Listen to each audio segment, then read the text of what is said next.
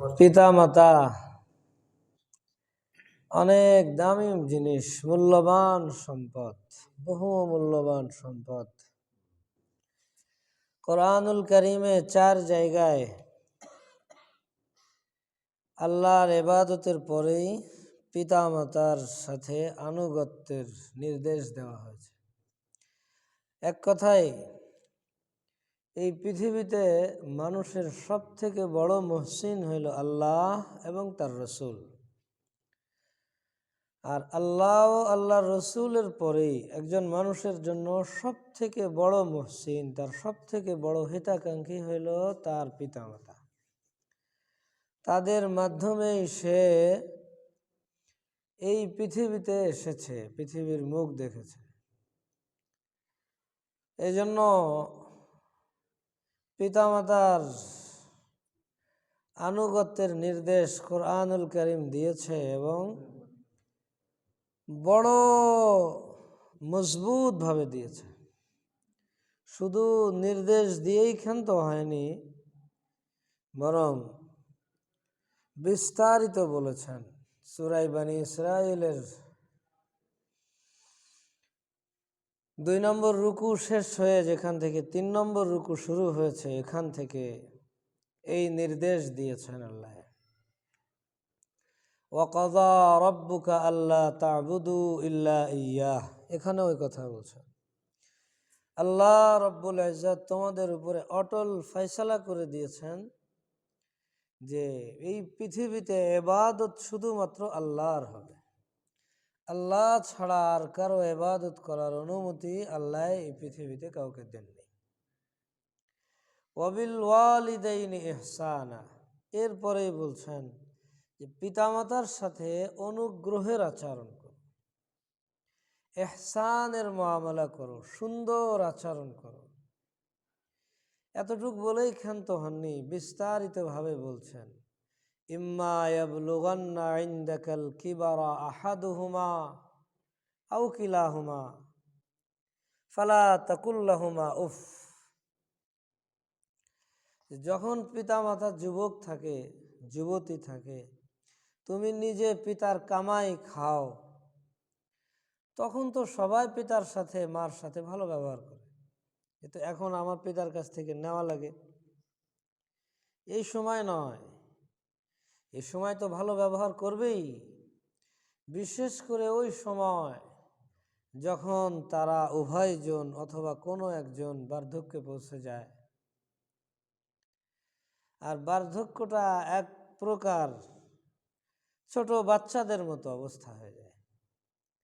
ঠিক ছোট বাচ্চারা যেমন করে, একটা কথা বারবার বললে ও শোনে না, বরং বার্ধক্যটা একদিক থেকে বাচ্চাদের থেকেও বেশি। কি যখন মানুষ বার্ধক্যে চলে যায়, তার শরীরের সমস্ত শক্তি কমে যায়। সমস্ত শক্তি কমে যাওয়ার ভেতর দিয়ে তার যে দিমাগের যে শক্তি, মেধা শক্তি, এটাও কমে যায়। বাচ্চাদের মতো এমন আচরণ করে, বোঝে না। অসুস্থ যদি ডাক্তারখানায় নিয়ে যেতে চান তো বলবে না, আমি ডাক্তারখানায় যাব না। একবার যদি বেকায় বসে তো আর তাকে নিয়ে যাওয়া মুশকিল। ছোট বাচ্চা হলে তাকে একটা চড় থাপ্পড় দিয়ে নিয়ে যাওয়া যায়, কিন্তু মুরব্বীদের তো আর এটা করা যায় না। একদিক থেকে বার্ধক্যের থেকেও তারা বড় কি হয়ে যায়, সেন্সিটিভ অবস্থায় চলে যায়, স্পর্শকাতর অবস্থায় চলে যায়, সম্পূর্ণ তোমার উপর নির্ভরশীল হয়ে যায়। যেমন ছোটবেলায় তুমি তাদের উপর নির্ভরশীল ছিলা, এখন তোমার পিতামাতাও তোমার উপর নির্ভরশীল হয়ে গেছে। আল্লাহ, তো এই অবস্থায় একটা কথা একের অধিকবার বললেও বোঝে না, বুঝতে চায় না, শুনতে চায় না। অনেক সময় যারা পাশে থেকে সেবা যত্ন করে তাদের উপরে অনেক সময় রাগান্বিত হয়ে যায়, কষ্ট হয়। আল্লাহ পাক বলছেন এই অবস্থায়ও পিতামাতার সাথে উত্তম আচরণ করো। ওয়ালা তাকুল লাহুমা উফ, তার সামনে উফ শব্দটাও বলো না। সে একটা কাজের নির্দেশ দিল, এই যে আমরা এই শব্দটা উচ্চারণ করি, আরবিতে এটাকেই উফ বলে। আমার এখন পড়ার সময়, এখন আমি বাজারে যাব এই করতে, তাহলে আমি পড়বো কখন? এইটুক করার নির্দেশ নাই। ওয়ালা তানহার হুমা, তাদেরকে ধমক দিও না, খবরদার, তারা বোঝে না, তারা তো বার্ধক্যে চলে গেছে, এখন তাদের বোধ শক্তি লোপ পেয়েছে। ওকুল্লাহুমা কাউলান কারীমা, তারা যদি তাদের সাথে উত্তম আচরণ করো, খুব ভালো ব্যবহার করো, ভালোভাবে নরম সুরে কথা বলো। আর কি করো? ওয়াখফিদ লাহুমা জানাহাজ যুল্লি মিনার রাহমাহ, তাদের সামনে আনুগত্যের ডানা বিছিয়ে দাও। আল্লাহ রাব্বুল ইজ্জত এখানে রূপক অর্থ ব্যবহার করেছেন, বুঝিয়েছেন যে দেখো, একটা পাখি যদি শিকারী পাখি হয়, অনেক সময় বাজ পাখি শিকারী পাখি হয়, তো তোমার শিকারী পাখিকে যদি তুমি ডাক দাও, তোমার সামনে এসে সে তার ডানাটা একদম গুটিয়ে বসে যায়, মানে সম্পূর্ণরূপে তোমার আনুগত্য করে। এত বড় শক্তিশালী পাখি হয়, বড় বড় ছাগলের বাচ্চা উড়িয়ে নিয়ে যেতে পারে নিজের পাঞ্জায় করে, কিন্তু তোমার আনুগত্য সে এমনভাবে করছে যে তোমার সামনে এসে তার ডানাটা গুটিয়ে বসে গেছে। ঠিক তুমিও তোমার পিতামাতার সামনে আনুগত্যের ডানা এভাবে বিছিয়ে দাও।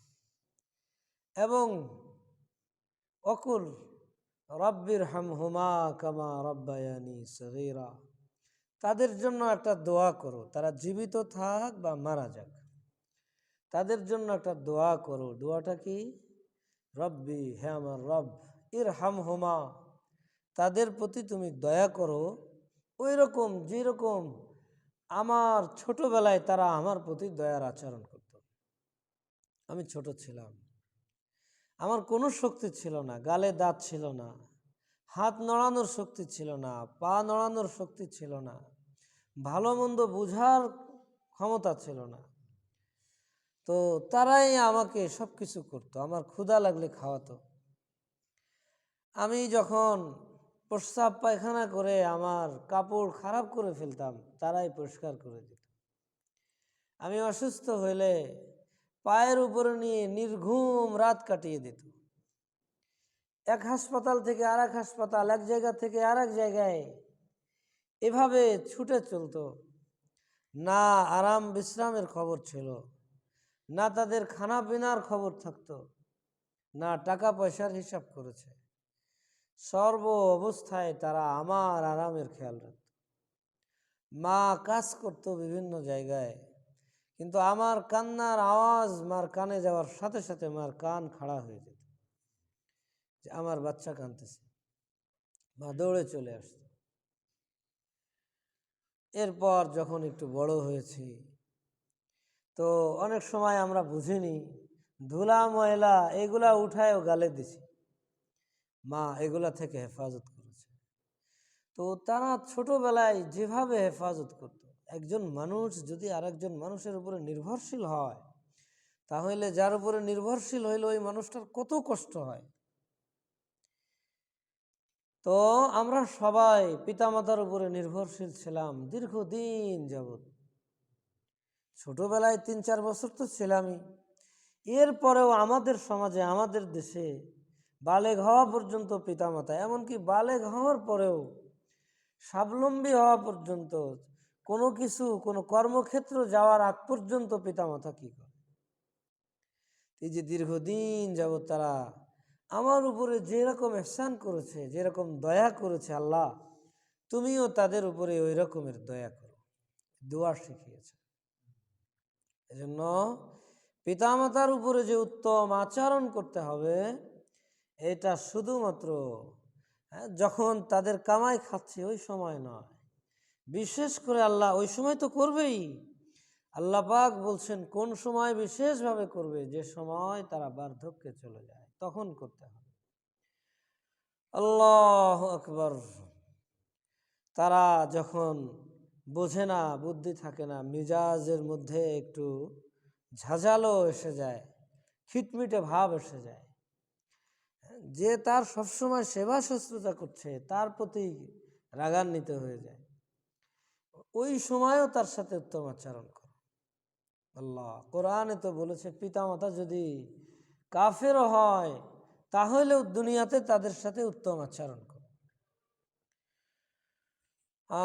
একটা ঘটনা মনে পড়লো, পড়েছিলাম, মুফতি তাকি উসমানী দামাত বরকাতুহুমুল্লাহ আলিয়া এক জায়গায় লিখেছেন যে এক পিতা বার্ধক্যে পৌঁছে গেছে, তো বেলকুনিতে বসে আছে, শীতের সময় রোদে বেলকুনিতে বসে আছে, পাশে তার ছেলেটাও বসে বই পড়ছে। তো ওই সময় বেলকুনিতে একটা কাক এসে বসছে। তো পিতা যেহেতু বার্ধক্যে চলে গেছে, চোখে কম দেখে ইত্যাদি ইত্যাদি, ছেলের কাছে জিজ্ঞাসা করছে, বাবা এটা কি? তো ছেলে জবাব দিয়েছে যেটা কাক। পিতা কিছু সময় পর আবার জিজ্ঞাসা করছে যে বাবা এটা কি? ছেলে আবার জবাব দিছে কাক। কিছু সময় পর পিতা আবার জিজ্ঞাসা করছে বাবা এটা কি? এখন ছেলের জবাবের মধ্যে একটু ঝাঁঝালো পান এসে গেছে, কঠোর ভাষায় বলছে যে কাক কাক। চুপ হয়ে গেছে পিতা। আবার কিছু সময় পরে জিজ্ঞাসা করছে বাবা এটা কি? ছেলে এবার খুব কঠোর কণ্ঠে বা আব্বাকে জবাব দিচ্ছে যে বারবার বললাম, কতবার বলবো এটা কাক কাক, আমি যে পড়ছি আমাকে একটু পড়তে দিবা না, এটা তো কাক। এই 4 বারের মাথায় যখন এইভাবে জবাব দিছে, আব্বা চুপ হয়ে গেছে। কিছু সময় পর বৃদ্ধ ওখান থেকে উঠে নিজের রুমে যে পুরনো একটা ডায়েরি বের করে নিয়ে আসছে। নিয়ে এসে ওই ডায়েরির একটা পৃষ্ঠা খুলে পৃষ্ঠাটার উপরে হাত বোলাচ্ছে আর চোখ দিয়ে পানি পড়তেছে। ছেলে এটা লক্ষ্য করে আব্বার কাছে আসছে যে বাবা কি হইলো তোমার, কাঁদো কেন? তো ডায়েরিটা নিয়ে যখন দেখে ওখানে একটা তারিখ লেখা। পিতা ওখানে লিখছে যে আজ এই তারিখে আমার এই ছেলে, ওই ছেলে, এই ছেলের বয়স 3 বছর, আমি এই বেলকুনিতে বসা, আমার ছেলে ওই বেলকুনিতে তার খেলনা নিয়ে খেলা করছে, হঠাৎ বেলকুনিতে একটা কাক এসে পড়লো। আমার ছেলে ছোট মানুষ তো বোঝে না, চেনে না, আমার কাছে জিজ্ঞাসা করছে আব্বু এটা কি পাখি? আমি জবাব দিলাম এটা কাক। আমার ছেলে কিছু সময় পর আবার জিজ্ঞাসা করলো আব্বু এটা কি? আমি আবার জবাব দিলাম কাক। এইভাবে একে একে আমার ছেলে আমার কাছে 17 বার জিজ্ঞাসা করলো, আমি 17 বার তার জবাব দিয়েছিলাম যেটা কাক। আর প্রতিবার জবাব দেওয়ার সময় আগের থেকেও বেশি মহাব্বতের সাথে জবাব দিতাম।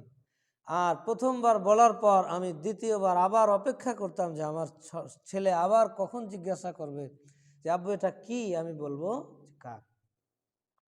আমার খুব ভালো লাগতেছিল।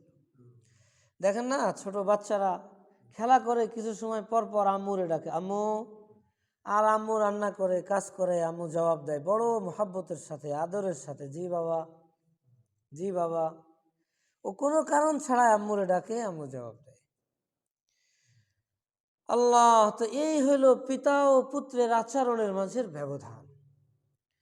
যে সন্তানকে যখন পিতা 3 বারের জায়গায় 4 বার জিজ্ঞাসা করছে, সন্তান তেড়ে আসছে যে আমাকে কাজ করতে দিবা না, পড়তে দিবা না, কতবার বললাম এটা কাক। আর পিতা যখন উত্তর দিচ্ছে তখন সে লিখছে যে প্রতিবার উত্তর দেওয়ার পর আমার দিলের মধ্যে এই তামান্না হচ্ছে যে আবার আমার ছেলে জিজ্ঞাসা করুক, আমি আরো মহাব্বতের সাথে বলি এটা কাক।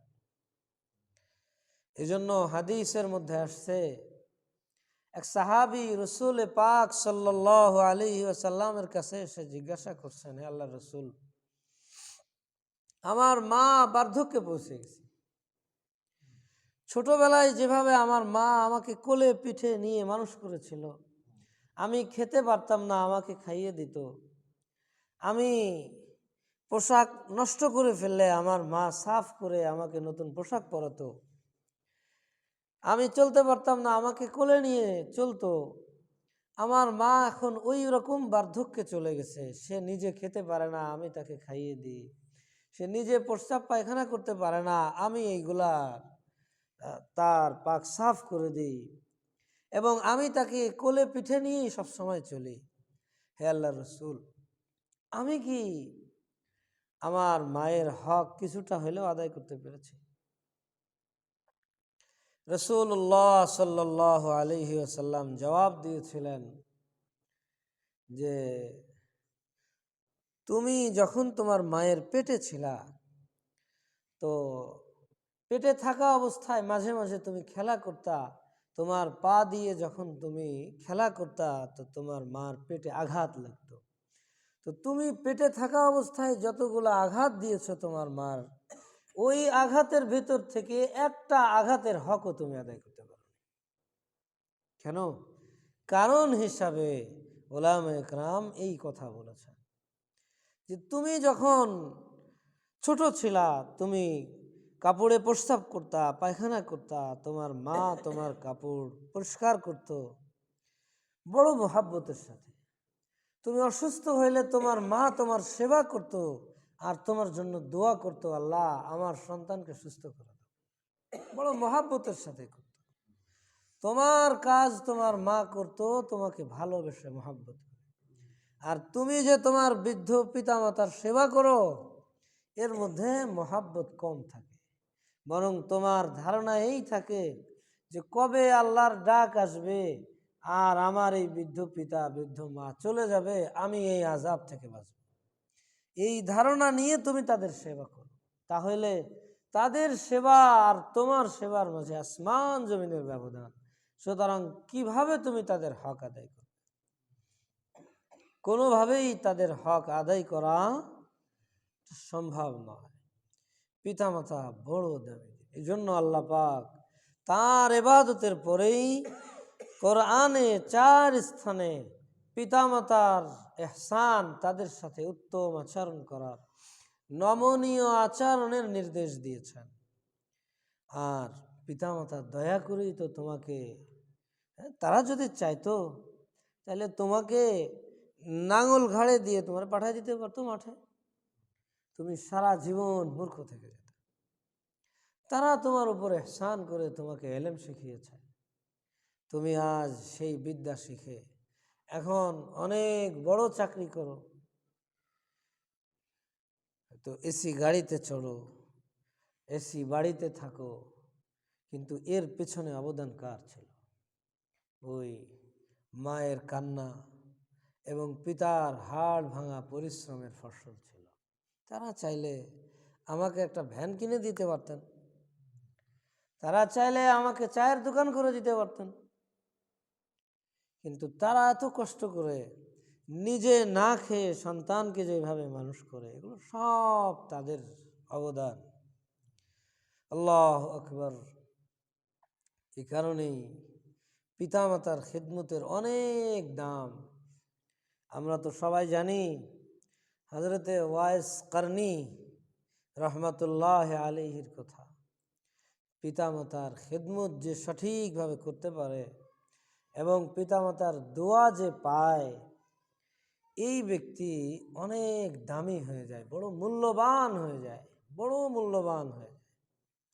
চিন্তা করে দেখুন একটু ওনার কথা, মার খিদমত ওনাকে কোথায় পৌঁছে দিয়েছিল। রসুলের যুগে উনি আছেন। একজন মুসলমান একটু নিজের কথা চিন্তা করে দেখুন তো, যে এই যুগে যদি রাসূলুল্লাহ সাল্লাল্লাহু আলাইহি ওয়াসাল্লাম বিদ্যমান থাকতেন, তাহলে কোন মুসলমান চাইতো না যে আমি রসুলের সাথে দেখা করি? আর এই দেখা করাটা তো সাধারণ কোনো নেকি নয়, বড় উত্তম একটা মর্যাদা। রসুলকে, রাসূলুল্লাহ সাল্লাল্লাহু আলাইহি ওয়াসাল্লামকে যে এক নজর ঈমানের সাথে দেখলো, এই তৌফিক যার হলো, এই মানুষটা সাহাবিয়াতের মর্যাদা অর্জন করল। সাহাবীর মর্যাদা কত বেশি! নবী বলেন যে তুমি উহুদ পাহাড় পরিমাণ দান করলেও আমার সাহাবীর 1 মুঠ গমের দানের পরিমাণও, সে 1 মুঠ গম দান করে যে নেকি অর্জন করতে পারে, তুমি উহুদ পাহাড় পরিমাণ স্বর্ণ দান করেও সেই নেকি পাবে। সারা দুনিয়ার সমস্ত মানুষের ইবাদত এক জায়গায় করলেও একজন সাহাবীর 2 রাকাত নামাজের নেকি তো তার থেকে বেশি। সাহাবিয়তের মাকাম, এই মর্যাদা, হযরতে আব্দুল্লাহ ইবনে মুবারক রাহিমাহুল্লাহ বহুত বড় একজন আলেম ছিলেন, ইমাম বুখারীর থেকে অনেক বড় ছিলেন। আমি ওনারে কিভাবে আপনাদের চিনাবো? ইমাম বুখারীরও তো আমরা চিনি। ইমাম বুখারীর দাদা উস্তাদ ছিলেন, উস্তাদের উস্তাদ ছিলেন। ইমাম বুখারীর থেকে অনেক বড় হাদিস বিশারদ ছিলেন, ফকিহ ছিলেন। ইমাম আবু হানিফা রাহিমাহুল্লাহর ছাত্র ছিলেন। ওনার কাছে একবার একজন জিজ্ঞাসা করছে যে, এক সাহাবীর কথা বলছে, যে সাহাবীকে নিয়ে মানুষ অনেক বেশি সমালোচনা করে, কোনো সাহাবীদের নিয়ে সমালোচনা করা ঠিক নয়। হযরতে মুআবিয়া রাদিয়াল্লাহু আনহু ওনার কথা বলছে, এবং সাহাবীদের পরে গোটা উম্মত যাকে সব থেকে শ্রেষ্ঠ মানুষ বলেছে, হযরতে ওমর ইবনে আব্দুল আজিজ রাহিমাহুল্লাহ।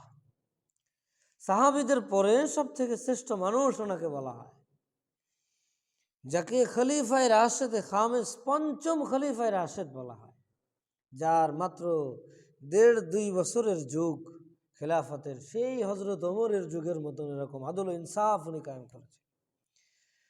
তো সাহাবীদের পরের সব থেকে উত্তম মানুষ তাকে নিয়েছেন, আর সাহাবীদের মধ্যে সব থেকে সমালোচিত সাহাবীকে নিয়ে ওনার কাছে প্রশ্ন করছেন যে এই 2 জনের মধ্যে কে উত্তম।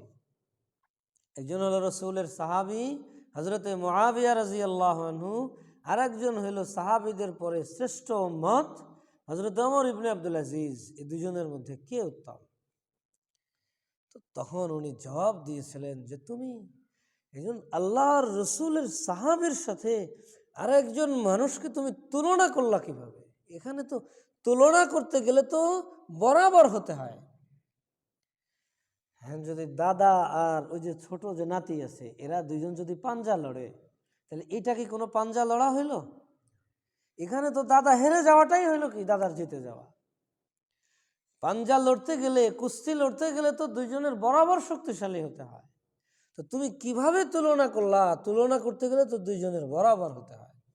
উনি জবাব দিয়েছিলেন, হযরত মুআবিয়ার কথা তো দূরে থাকুক, হযরতে মুআবিয়া রাদিয়াল্লাহু আনহু রাসূলের সাথে যখন যুদ্ধের ময়দানে যেতেন, ঘোড়ায় ছুটে যখন যুদ্ধের ময়দানে যেতেন, আর ওনার ঘোড়ার খুরের আঘাতে যে বালু কণাটা উড়ে ওনার ঘোড়ার নাকের মধ্যে যেত, যে ঘোড়ার নাকের ময়লা তৈরি হতো, ওই ঘোড়ার নাকের ময়লাটাও ওমর ইবনে আব্দুল আজিজ থেকে উত্তম।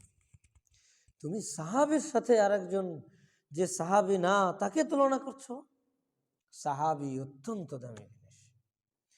তো সাহাবিয়াতের এই মাকাম, এই মর্যাদা ওয়াইস কারনী চাইলে অর্জন করতে পারতেন।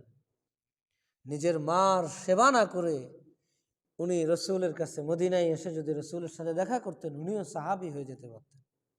কিন্তু উনি সারা জিন্দেগিতে রসুলের সাথে দেখা করতে পারেননি, শুধু মার সেবা করার কারণে।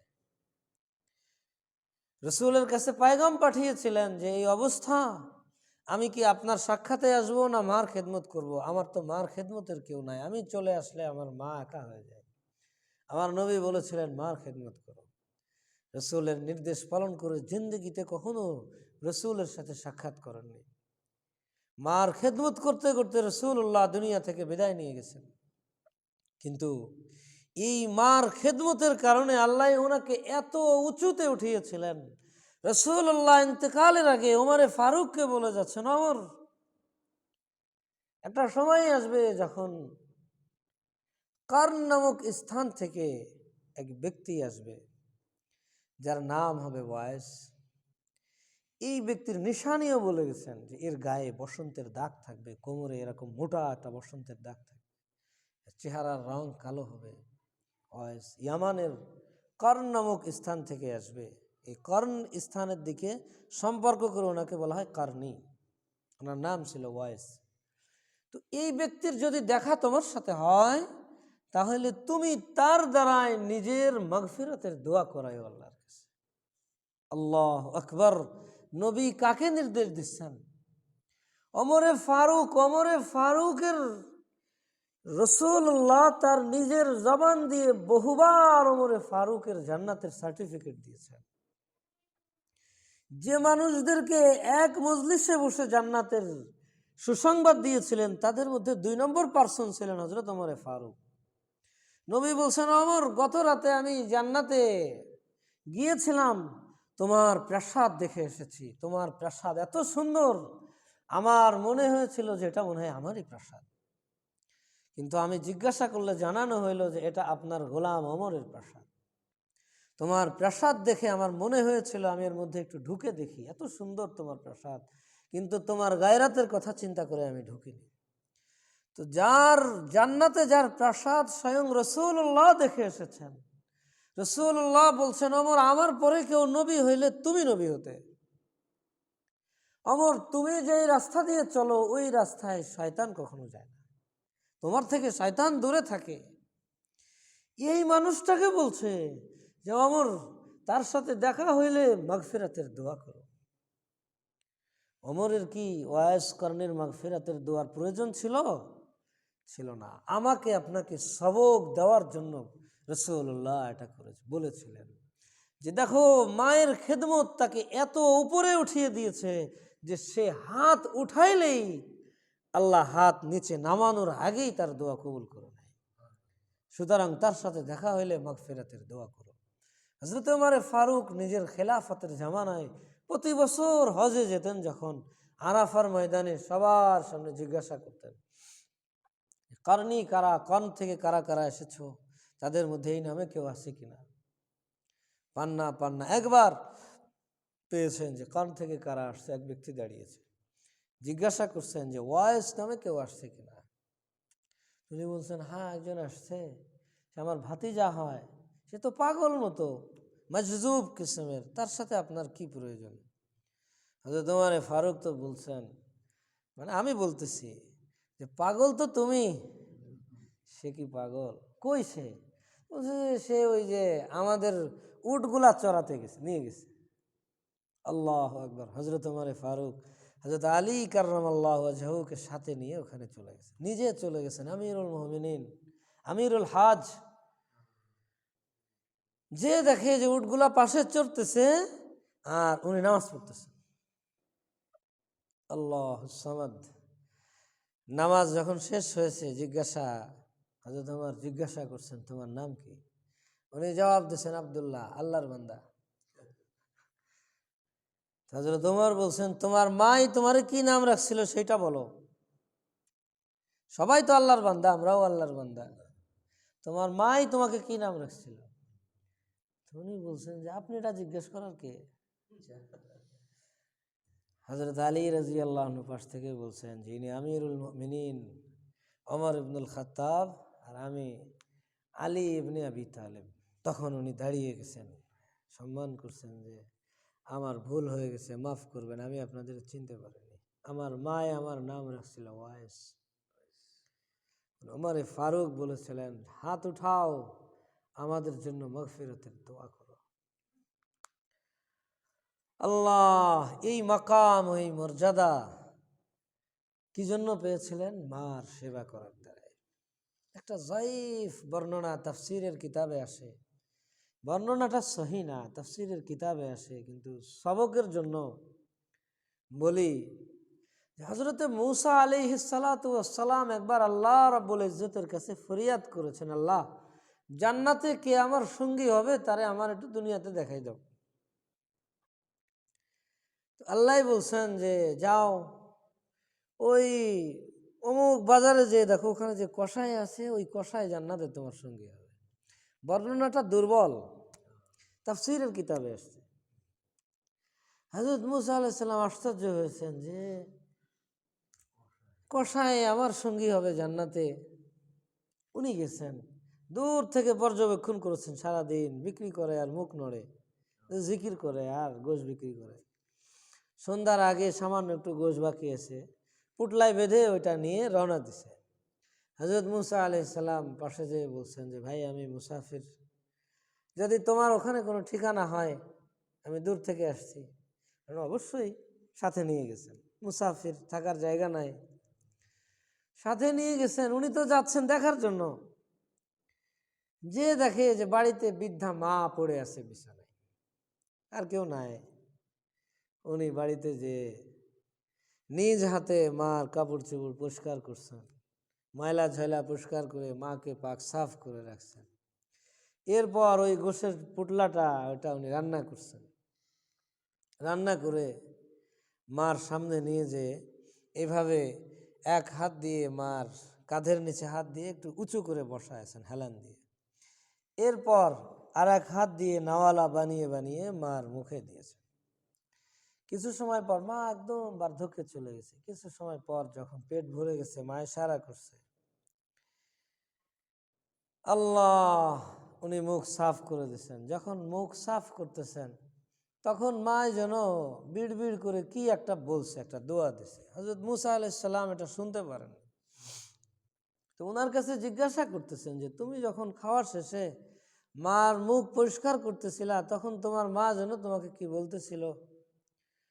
উনি বলছেন যে ভাই কি আর বলবো, মা তো, আমি যখনই মার এরকম খিদমত করি তো মা আমাকে দোয়া দেয়, আল্লাহ যেন তোমার বনি ইসরায়েলের মুসার সাথে জান্নাতে দেয়। আল্লাহু আকবার। হযরত মুসাকে তো উনি চেনেন না। হযরত মুসা আলাইহিস সালাম তো মনে মনে বলতেছেন যে তুমি তো মনে করতেছো যে মা পাগল, সন্তানের জন্য মা বড় কথা বলে, তাই বলে ফেলছে। আরে না রে, তোমার মার দোয়া তো কবুল হয়ে গেছে। আল্লাহ, যেন মা বাপ বড় দামি জিনিস, এত দামি জিনিস। হাদিসের মধ্যে আসছে, যদি কারোর পিতা মাতা তার প্রতি অসন্তুষ্ট থাকে, তাহলে যে সমস্ত দিনগুলা, যে সমস্ত ক্ষণগুলাতে সবার দোয়া আল্লাহ কবুল করেন, সবাইকে একচেটিয়াভাবে ক্ষমা করেন, এই সমস্ত দিন ক্ষণেও তাদের মাফ হয় না, পেন্ডিং হয়ে যায়। লাইলাতুল কদরে, শবে বারাতে, ঈদের রাতে, আরাফার দিন, এই যে বিশেষ বিশেষ দিনে যে সবাইকে আল্লাহ মাফ করেন, যে এই সময় 4 শ্রেণীর মানুষকে আল্লাহ মাফ করেন না, তাদের মধ্যে এক শ্রেণী হলো যারা পিতামাতার অবাধ্য। এজন্য খুব কি, আর পিতামাতার অবাধ্য হইলে আল্লাহ রব্বুল ইজ্জত এই শাস্তিটা দুনিয়া থেকে শুরু করে। কিছু কিছু গুনাহ আছে এমন যেগুলোর শাস্তি জাহান্নামে যেয়ে হবে। গুনাহ করছে, জাহান্নামে যাওয়ার পরে শাস্তি শুরু হবে। আর কিছু গুনাহ আছে এর থেকেও ভয়াবহ, যেগুলোর শাস্তি কিয়ামতের ময়দান থেকে শুরু হয়ে। কিছু গুনাহ আছে এত ভয়াবহ যেগুলোর শাস্তি কবর থেকে শুরু হয়ে যায়। কিছু গুনাহ এমন আছে যেগুলোর শাস্তি মৃত্যুর সময় থেকে শুরু হয়। আর কিছু গুনাহ তো এত ভয়াবহ আছে যেগুলোর শাস্তি দুনিয়া থেকেই শুরু হয়ে যায়। এইরকম ভয়াবহতম গুনাহের মধ্যে একটা গুনাহ হলো পিতামাতার অবাধ্য হওয়া, তাদের নাফরমানি করা। এর শাস্তি দুনিয়া থেকেই শুরু হয়ে যায়। আল্লাহ আমাদের সকলকে হেফাজত করেন। আল্লাহ, তবে অভিজ্ঞতার আলোকে দেখা যায় যে এই শাস্তিটা ততদিন পর্যন্ত শুরু হয় না যতদিন পর্যন্ত পিতামাতা জীবিত থাকে। পিতামাতার যারা অবাধ্য না, দেখবেন খেয়াল করে যে পিতামাতাকে কষ্ট দিচ্ছে, কিন্তু এরপরেও শাস্তি আসতেছে না। কেন? কারণ পিতামাতা এখনো জীবিত।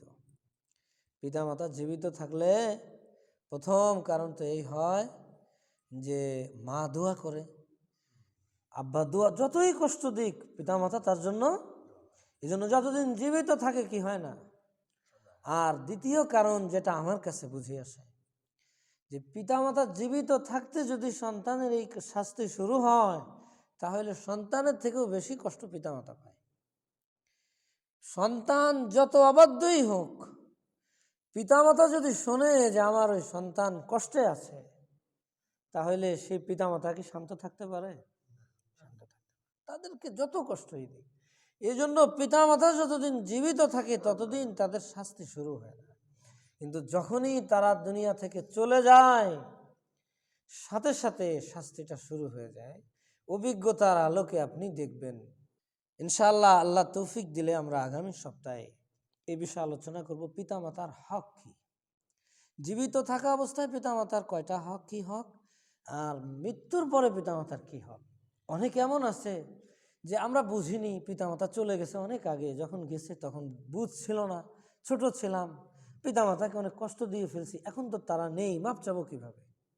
তো শরিয়াত এরও কি রেখেছে, শরিয়াতে মুহাম্মাদি বড় কি জিনিস, পরিপূর্ণ। এমন নয় যে তুমি বাস গেছে গেছে, এখন তোমার আর করার কিছু নাই। তুমি বোঝনি, মা তোমার উপরে কষ্ট নিয়ে চলে গেছে, আব্বা কষ্ট নিয়ে চলে গেছে, এখনো এর ক্ষতিপূরণের কি আছে। ইনশাআল্লাহ মৃত্যুর পরে পিতামাতার কি হক এটা নিয়ে আমরা, এবং জীবিত অবস্থায় কি হক, মাত্র 7টা 14টা হক। আল্লাহ তৌফিক দিলে আমরা আগামী সপ্তাহে এইগুলা নিয়ে আলোচনা করব। যা আমাদের, যাদের পিতামাতা দুনিয়া থেকে চলে গেছে, আমরা ওই হক আদায় করব। তাহলে ইনশাআল্লাহ, জীবদ্দশায় হুজুর কিছুই তো করতে পারেনি, ছিল, আমরা তো তখন বুঝতাম না, নিজের মতো চলেছি, মা হয়তো অসুস্থ ছিল, একটু সেবা করব, বুঝিনি, এভাবে মা চলে গেছে। এখন মনে পড়ে, যদি মা এখন থাকতো, মারে কত কি করতাম, আব্বা থাকতো, আব্বারে কত যত্ন। কিন্তু এর অর্থ কি এই যে শুধু আফসোসই করে যাব, এখন কি আমার কিছু করার নেই? অবশ্যই আছে। তো আজকে শুধু এতটুকু কথা বলবো যে আল্লাহ পাক পিতামাতার জন্য যে জিনিসটার নির্দেশ আমি যে আয়াত তেলাওয়াত করেছি, এই আয়াতে দিয়েছেন, সেটা হলো দোয়া।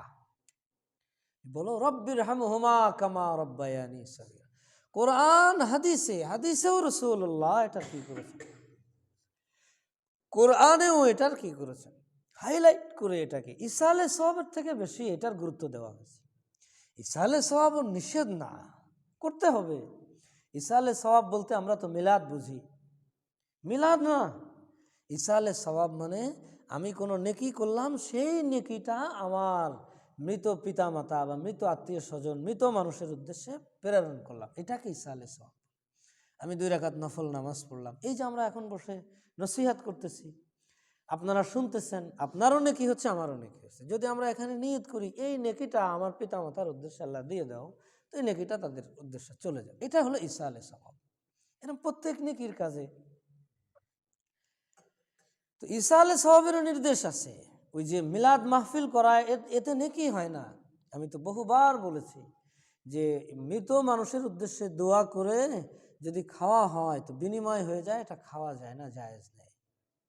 এই যে গত সপ্তাহে তো এখানে মনে হয় এলান হয়েছিল, কেউ ভুল বুঝেছে কিনা আমি জানি না, ওই দিন তো আরো অনেক মানুষ ছিল না, অনেকের কি হলো, ওই যে দোয়া হইলো। এখন আরো কারা কারা মনে হয় যে মিষ্টির ব্যবস্থা করেছে, সেই সাথে আমার মায়ের আলোচনাও আসছিল। কেউ হয়তো ভুল বুঝলে বুঝতেও পারে যে হয়তো মিষ্টির ব্যবস্থা আমরাও করেছি কিনা। না, এটা এটা না। দোয়া করে মৃত মানুষের উদ্দেশ্যে দোয়া ইবাদত, মৃত মানুষের উদ্দেশ্যে দোয়া নিসাল, আপনি সওয়াব পাঠাচ্ছেন না, তো সওয়াব কখন হবে? ইবাদত হইলে। আর ইবাদতের বিনিময় নেওয়া জায়েজ নেই। ইবাদতের বিনিময় নেওয়া শুধুমাত্র 2টা ইবাদত ছাড়া, এই যে যে ইমামতি করে না ইমাম সাহেব না, এটা তো ইবাদত। মুয়াজ্জিন সাহেব আজান দেয়, এটা ইবাদত।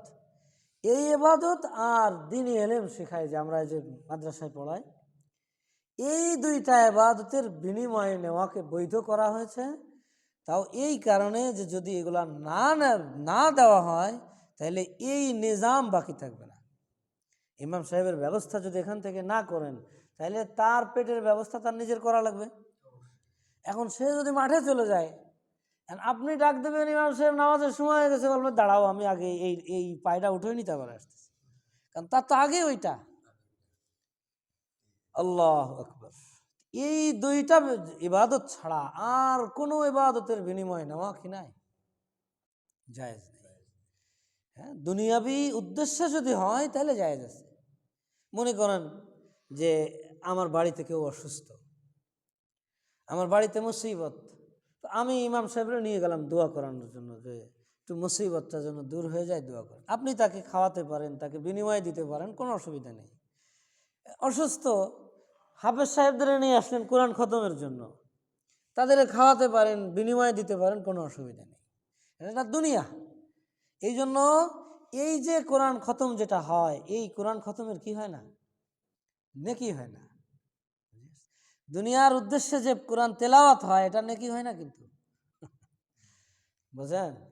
এই যে দেখেন আমরা যে আয়াতুল কুরসি পড়ি 5 ওয়াক্ত নামাজের পরে, আচ্ছা আমরা অনেক সময় কি হইলে ওই যে কেউ যদি অসুস্থ হয়, মনে করে যে জিন ভূতের আসর লাগছে, তো শেষের ওই যে 3 কুল আছে বা বিশেষ করে সূরা ফালাক সূরা নাস পড়ে ঝেড়ে দেয় না, আমরাও তো করি, ফু দিয়ে দেই।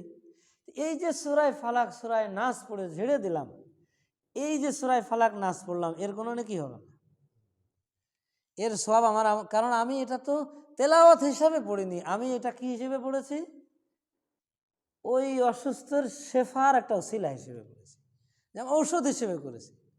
আমরা যদি দোয়ার মধ্যে আয়াত পড়ি রব্বির হামহুমা কামা রব, এর কোরআনের আয়াত না, এটাকে নাকি হয়, কারণ আমি তো তেলাওয়াত করছি না, আমি এটা দোয়া করছি।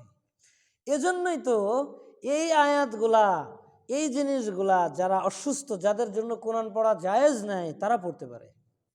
যেমন নারী যখন তাদের প্রতি মাসে একটা পিরিয়ড হয়, এই পিরিয়ডটা যখন হয় তখন নারী নামাজও পড়তে পারে না, কোরআনও পড়তে পারে না, কিন্তু ও দুয়ার মধ্যে রব্বানা যালামনা আনফুসানা পড়তে পারবে না, রব্বানা আতিনা পড়তে পারে না, পড়ে না, এগুলো তো কোরআনের আয়াত। কিন্তু কিভাবে পারে? কেননা ও এখন কোরআনের আয়াত হিসেবে পড়ছে না, ও তো দোয়া করছে। আমি যে ঝাড়ছি আর একজনে ফু দিচ্ছি, এটা কোরআনের আয়াত হিসেবে পড়ছি না, বরং এটা রুকিয়া হিসেবে পড়ছি, এজন্য এটা পড়া যায় গেছে। এই কারণে সময় নেকি হয় না, এই কারণে ওইটা কি হয়। তো আমি যে বাড়িতে কি করছি, বরকতের জন্য, অসুস্থতা দূর করার জন্য বা মুসিবত দূর করার জন্য ওই যে হাফেজ সাহেব নিয়ে এসে কোরআন খতম করছি, করে তাদের খাওয়াচ্ছি, তাদের এতে বরকত তো অবশ্যই হবে। আমার বাড়িতে তেলাওয়াত হলে বরকত হবে না? অবশ্যই বরকত হবে, কিন্তু এই এর ওই নেকি আপনি পাবেন না যে একটা কোরআন খতম করলে যে নেকি। এই কারণে এর বিনিময় দেওয়া যায়। কিন্তু আপনি কেউ মৃত ব্যক্তির উদ্দেশ্যে যদি কোরআন খতম করান, তো খতম করায় তাকে যদি বিনিময় দেন, তাহলে এটা কি নাই, জায়েজ নাই। অনুরূপভাবে তাকে আপনি কি দিলেন, পয়সা দিলেন বা খাওয়াইলেন, এটা কি? হ্যাঁ, একজন মানুষ যদি বাড়িতে আসে, দূর থেকে আসে, তাহলে একটু নাস্তা পানি কি হয়, স্বাভাবিক। তো তারা আমার বাড়িতে আসছে, সেই হিসাবে আপনি স্বাভাবিক নাস্তা পানি কি করতে পারেন, কিন্তু তাদের উদ্দেশ্য করে খানা রান্না করে তাদেরকে খাওয়ানো, এটা জায়েজ, বিনিময় হয়ে যাবে, তখন আর নেকি হবে না। ওই যে দেখেন না, আপনারা মাসলা শুনেছেন, এতেকাফ, রমজানের শেষ দশকে এতেকাফের লোক পাওয়া যায় না, টাকা দিয়ে এতেকাফে বসায়। তো টাকা দিয়ে এতেকাফে বসাইলে কি এতেকাফ হয়? কেন? কারণ এতেকাফ ইবাদত, আর ইবাদতের সে বিনিময় নিচ্ছে, এজন্য কি হচ্ছে না, এই জন্য পুরো গ্রামবাসী গুনাহগার হয়, ও গুনাহগার হয়, আর যে টাকা দিচ্ছে সেও গুনাহগার হয়। আর যেহেতু তার এতেকাফ হচ্ছে না, এজন্য পুরো এলাকার মধ্যে, মহল্লার মধ্যে, এই মসজিদে কেউ এতেকাফে বসেনি, সুতরাং সমস্ত গ্রামবাসী কি হবে, অথচ সে তো এতেকাফে আছে 10 দিন। তাহলে বোঝা গেল যে নেকির বিনিময় নিলে, ইবাদতের বিনিময় নিলে সে নেকিই থাকে না। এখন আমি দোয়া করাই যখন বিনিময় দিলাম, তাহলে আমার দোয়া থাকলো, আর তাহলে আমি পাঠাবো কি? আমি তো ইসাল করব, ইসাল মানে পাঠানো, তাই না? একটা নেকি আমি পাঠাবো, তা সে নেকি না থাকলে আমি পাঠাতে পারবো? ইমাম সাহেব দোয়া করলো, এটা একটা নেকি হলো, দোয়া কবুল হইলো, বাস কি। অথবা আমি শুধু খাওয়াই দিলাম মানুষকে, গরিব মিসকিনদেরকে ডেকে খাওয়াইলাম, কোনো দোয়া খায়ের কিছু না, খাওয়ানোটাও একটা নেকি না, মেহমানদারি করাটা নেকি। সেই হিসাবে গরিব মিসকিনদের ডেকে আমি খাওয়াই দিলাম, তো কি হইলো, এই যে আমি গরিব মিসকিনদের খাওয়াইলাম, আমার নেকি হইল। যে খাওয়ায় তার না নেকি হয়? এই খাওয়াইলেই মনে করবেন না যে আমার আব্বা নেকি পাচ্ছে। খাওয়াইলাম, আমি খাওয়াইলাম মানে তো নেকিটা কার হইল? আমার হইল। এখন এই নেকিটা আমাকে পাঠাতে হবে, যে আল্লাহ, নিয়ত করতে হবে যে আল্লাহ, আমি এই খাওয়ানোর দ্বারাই আমার যে নেকি হচ্ছে, এই নেকিটা তুমি আমার আব্বার, আমার মার রুহের মাগফিরাতের জন্য পৌঁছায় দাও, তাহলে সেটা যাবে। আমি 2 রাকাত নামাজ পড়লাম, এটা নফল, রোজা রাখলাম, এই যে বিভিন্ন ধরনের জিকির আজকার করি, এইগুলা নফল, এগুলার যদি আমরা কি করি, নিয়ত করি যে আল্লাহ, আমি সারাদিন যে নফল ইবাদতগুলা করেছি, এই নফল ইবাদতের নেকি আমার পিতামাতার রুহে পৌঁছায় দাও, তাদের মাগফিরাতের জন্য পৌঁছায় দাও, সমস্ত উম্মতে মুসলিমার জন্য পৌঁছাও। তো কি হবে? ইসাল হবে। শুধু নেকি করলে হবে না, সেটা পাঠাতে হবে, ইসাল করতে হবে। বুঝে আসছে তো? ইসালে সওয়াবের হাকিকত বুঝে আসছে তো? ইসালে সওয়াব তো করতে হবে, কিন্তু ইসালে সওয়াবের থেকেও বেশি গুরুত্ব কোরআনেও দিয়েছেন, রাসূলুল্লাহ হাদিসেও দিয়েছেন। কি সেটা? এই দোয়া পড়ো তাদের, রব্বির হামহুমা কামা রব্বায়ানি সগীরা, এই দোয়া করো, নির্দেশ দিচ্ছেন। এখন কোরআনে বহু দোয়া আছে, কিন্তু গুরুত্বপূর্ণ দোয়া ওইগুলা যেই দোয়াগুলা স্বয়ং আল্লাহ করার নির্দেশ দিয়েছে। এবার এখানে বলছে কুর কুল রব্বির হাম, মানে বলো তুমি আল্লাহ, আমি আল্লাহর কাছে তুমি এই কথা বলো রব্বি। তাহলে আল্লাহ নিজে নির্দেশ দিচ্ছেন না? কোরআনে বলছেন, অন্য জায়গায় বলছেন উদউনি আস্তাজিব লাকুম, তুমি আমার কাছে দোয়া করো, আমি তোমার দোয়া কবুল করব। দোয়া করার নির্দেশ দিয়েছেন, কবুল করার ওয়াদা করেছেন। তাহলে যেই দোয়া তিনি করার নির্দেশ দিয়েছেন সেই দোয়া যদি করি, তাহলে সেটাই বেশি লাভ না? আর তাও দোয়াটা কি? রহমতের দোয়া চাওয়া, আল্লাহ তুমি রহম করো আমার পিতামাতার উপরে, যেই রকম রহম তারা ছোটবেলায় আমার সাথে করেছিল, রহম। এখন এর যদি হাকিকত আমি আপনি বুঝি, তাহলে দেখবো হাজারো ইসালে সওয়াব থেকে এই দোয়া অনেক ভারী। কেন? এই রহমতের দোয়া কার কাছে চাওয়া হচ্ছে? যার কাছে রহমত 99 ভাগ স্টক করা, যার কাছে রহমত রহমতের খাজানার মালিক যিনি, তার কাছে রহমত চাওয়া হচ্ছে। হাদিসের মধ্যে আসছে, আল্লাহ দয়াকে, রহমকে, রহমতকে 100 ভাগে ভাগ করে 99 ভাগ নিজের কাছে রেখেছেন, আর 1 ভাগ গোটা দুনিয়ার সমস্ত মাখলুককে দিয়েছেন। শুধু মানুষকে নয়, সমস্ত মাখলুককে। ওই 100 ভাগের 1 ভাগ রহমতের কোটি কোটি গুণ, কোটি কোটি ভাগের 1 ভাগ পেয়ে আমার মা যদি আমার প্রতি এতটা দয়াশীল হয় যে আমি অসুস্থ হইলে পার উপরে নিয়ে রাত কাটিয়ে দিতে পারে, আমি না খাইলে তাদের মুখে খানা ওঠে না, আমি না ঘুমাইলে তাদের চোখে ঘুম আসে না, প্রস্রাব করে জায়গা ভিজিয়ে ফেলেছি, সেই ভিজে জায়গায় নিজে শুয়ে আমাকে তার বুকের উপরে গরমের মধ্যে শুয়েছে। এখন তো এই যে বিভিন্ন ধরনের ডায়াপার তৈরি হয়েছে, কত কি, কিন্তু আমরা যখন ছোট ছিলাম তখন কি এগুলা ছিল? আল্লাহ কি কষ্ট না আমাদের পিতামাতা করেছেন আমাদের জন্য। লেপ ভিজে গেছে, শীতের রাত, বিছানা ভিজে গেছে, শুকনো জায়গায় যদি মা শোয়, আমার শোয়ার জায়গা নেই, তো মা ভিজে জায়গায় শুয়ে সারা রাত আমাকে কিসের মধ্যে রেখেছে। ওই 100 ভাগের 1 ভাগের কোটি কোটি ভাগের 1 অংশ পেয়ে সাপ যদি তার বাচ্চার সাথে দয়ার আচরণ করে, বাঘ যদি তার বাচ্চার সাথে দয়ার আচরণ, যে বাঘ এত হিংস্র সেও তার বাচ্চার সাথে দয়ার আচরণ করে, কুমির কত হিংস্র সেও তার বাচ্চার সাথে কি দয়ার আচরণ করে, তাহলে এই রহমের 100 ভাগের 1 ভাগের এই 1 ভাগই তো সমস্ত মাখলুককে দিয়েছেন, তার কোটি কোটি কোটি কোটি ভাগের 1 অংশ পেয়ে যদি আমার পিতামাতা আমার প্রতি এত দয়াশীল হয়, তাহলে এই রহমতের 99 ভাগ যার কাছে স্টক করা, 99 ভাগ রহমতের খাজানার মালিক যিনি, তিনি যদি আমার পিতামাতার উপরে দয়া করেন, তাহলে কি হবে? আর এটা এমন এক দোয়া, এত ব্যাপক অর্থবোধক দোয়া যে সব কিছু এর মধ্যে এসে যাবে, জীবিত অবস্থায়ও মৃত অবস্থায়ও। এবং এত সংক্ষেপে আল্লাহ বুঝাইছেন যে মূর্খ থেকে মূর্খ মানুষ এটা মুখস্থ করতে পারে, খুব সংক্ষেপে, এত ব্যাপক অর্থবোধক। যে তোমার পিতা অসুস্থ, আল্লাহ আমার আব্বার উপরে দয়া করো। অসুস্থ, দয়া করার মানে কি? সুস্থ করে দাও। তোমার ক্ষুধা লাগছে তোমার পিতা, আল্লাহ আমার পিতামাতার উপরে দয়া করো, মানে তাদের খাদ্যের ব্যবস্থা করো। পোশাকের দরকার, দয়া করো মানে পোশাকের ব্যবস্থা করো। তারা বেচাইন, পেরেশান, মুসিবতগ্রস্ত, আল্লাহ দয়া করো মানে তাদের মুসিবত দূর করে দাও। জীবিত অবস্থায় সব কিছু দয়া করা মানে সব কিছুর প্রয়োজন পূরণ। মারা গেছে, আল্লাহ দয়া করো, কবরের সওয়ালের জবাব আসান করে দাও। কিয়ামতে দয়া করো, মানে কিয়ামতের ময়দানে তোমার আরশের নিচে ছায়া দাও, আমল নামা ডান হাতে দাও, বিচার কার্য সহজ করে দাও, পুলসিরাত দ্রুত পার করে দাও, জান্নাতে দয়া করো, মানে জান্নাতে আলা মাকাম নসিব করো। এক দয়ার মধ্যে দুনিয়া আখিরাত সব এসে গেছে। এত ব্যাপক অর্থবোধ। এই অর্থের দিকে যদি আমরা লক্ষ্য করি তাহলে হাজার ওই সালে সওয়াব এক পাশে রাখলে আর এই দোয়া এক পাশে রাখলে কোনটা ভারী হবে? এই জন্য আল্লাহ ও আল্লাহর রসুল দুজন, আল্লাহ পাক এই যে পিতামাতার ইহসান গুনেছেন, গুনার পরে ইসালে সওয়াবের নির্দেশ দেননি। কিসের নির্দেশ দিয়েছেন? বলছেন যে তাদের জন্য দোয়া করো।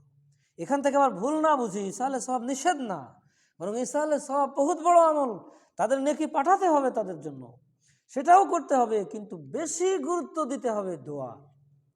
আর দোয়াটা আমাকে করতে হবে, মৌলভী সব ডেকে নয়। আমার পিতা মারা গেছে, আমার মা মারা গেছে, তো আমার এই ব্যথা কি মৌলভী সাহেব ইমাম সাহেবের মধ্যে কখনো আসবে? আমরা মনে করি যে আমার দোয়া আল্লাহ কবুল করে না, বড় ভুল ধারণা। আগে একদিন বলছি না যে আমার গুনাহ কি শয়তানের থেকে বেশি? আমি কি আল্লাহর কাছে শয়তান থেকে বেশি নিকৃষ্ট?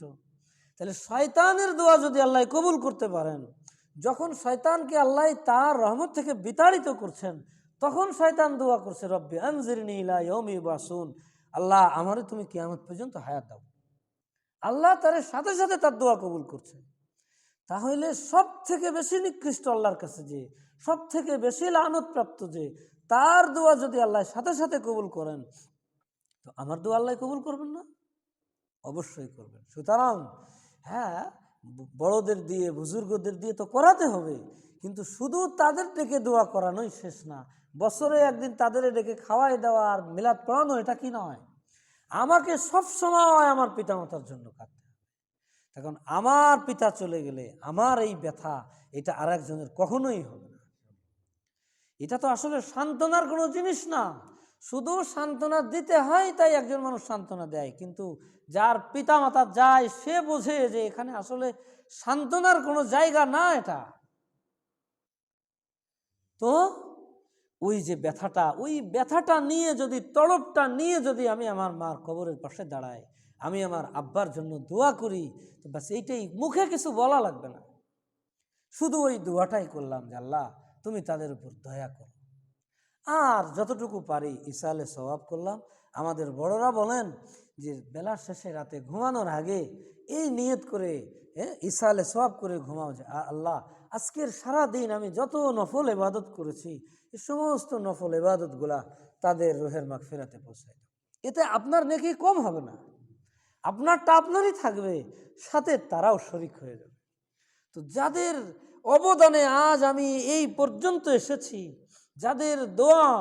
যাদের দোয়ার কারণে আল্লাহর রহমত তোমার উপরে আজও পর্যন্ত ছায়া হয়ে আছে, তারা তো এখন আমার আপনার প্রতি চাতক পাখির মতো চেয়ে আছে। তাহলে তাদের জন্য আমাদের কিছু করণীয় নেই? এজন্য আমাদেরকে খুব বেশি পরিমাণে এই দোয়াটা করতে হবে। আর নফল ইবাদতগুলা ইসালে সওয়াব করতে আমি যতটুকু পারি, আমি যদি করি, আমার জন্য আমার সন্তান করবে। কামা তাদিনু তুদান, তুমি যেমন আচরণ করবে তোমার সাথেও তেমন আচরণ করা হবে। আল্লাহু ফি আউনিল আবদি মা কানাল আবদু ফি আউনি আখিহি। আল্লাহ রাসূলুল্লাহ বলেন, যখন কোনো মানুষ আরেকজন মানুষের উপকার করে, যত সময় করে অত সময় আল্লাহ পাক তার উপকারের পেছনে লেগে থাকে। তো আমি একটু দোয়ার মাধ্যমে আমার পিতামাতার উপকার হচ্ছে না, তো আমি তাদের উপকারে থাকলাম। আমার এলাকাবাসীর সমস্ত মারহুমিনদের জন্য দোয়া করলাম। শুধু কেন নিজের পিতামাতাকে সীমাবদ্ধ করবো? হ্যাঁ, বিশেষভাবে তাদের জন্য চাবো, কিন্তু সমস্ত উম্মতে মুসলিমার জন্য তো চাইতে পারি।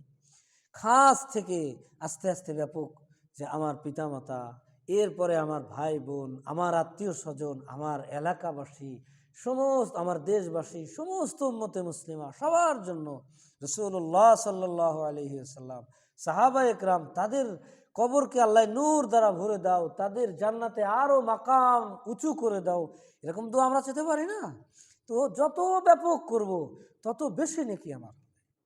এই জন্য রাতে ঘুমানোর আগে চেষ্টা করা দরকার যে এই দোয়াটা করে যে আল্লাহ আমি আজ সারাদিন যে নফল ইবাদত করেছি, এর নেকিগুলা তুমি এনাদের রুহের মাগফিরাতের জন্য পৌঁছায় দাও।